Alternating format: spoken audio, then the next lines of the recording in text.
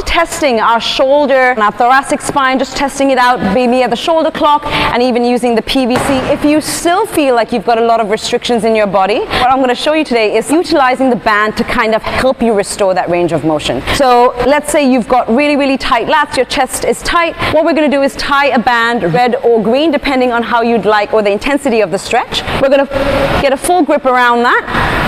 And really, what we're going to do is start to hinge at the hips and drive our chest forward. And what that's going to do is really lengthen out the lat muscles on that side body, just to allow us to get a little bit more freedom in the shoulders, especially if we're doing something like strict press, pull-ups, push presses, all of that. We want to be able to have the shoulders be nice and loose. Now, if you want to add the hips in here, go ahead and come into a sitting position. Here, you're going to have to pull that shoulder back into the socket. You can let it come out again, so it's protraction, retraction here. And of course, you can use this opportunity to get a little bit into the ankle mobility. So by sitting into a deep squat, maybe shifting over the ankles from side to side and driving that knee over the side. So this kind of kills two birds with one stone, which is why it's one of the ones that I would recommend.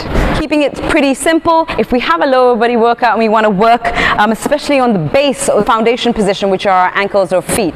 So maybe we want to be able to try getting into an air squat, nice and slow. Now this doesn't have to be fast. It's again just checking out where things are a little bit tight, where you're not be able to kind of shift around too much. And again, ankle mobility is one that's really, really important for our classes here. So what we can do is some of these can openers. So if you're able to drive those hips down, grab hold onto your heels and pull your chest through.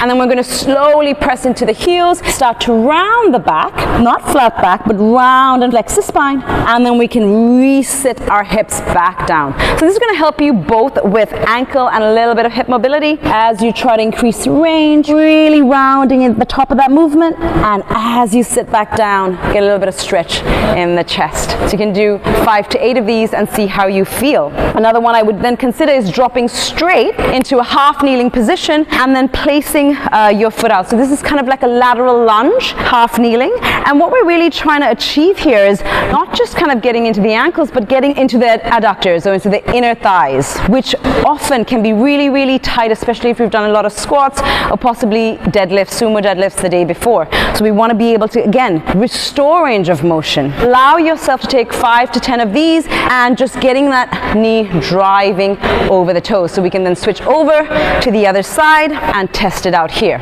So again, a great primer for restoring range of motion. Once we've done about 5 to 10 of these on each side, we can actually sit down, and some of our classes already have these. So these are quite common. We call them our 1990 switches, but we can add it as a shin box. So when we turn to one side, we can take a few of these 1990s. Now, of course, these are a lot more active as I'm trying to keep my torso upright. If this is really hard for you at the beginning, make it easy. Take a lean back on your palms and then work on getting your hips into internal rotation and external rotation. So we might do this about 10 times each side. Again, these are not meant to be done fast. It's kind of like a check-in with your body. So take your time and focus on breathing throughout this entire movement.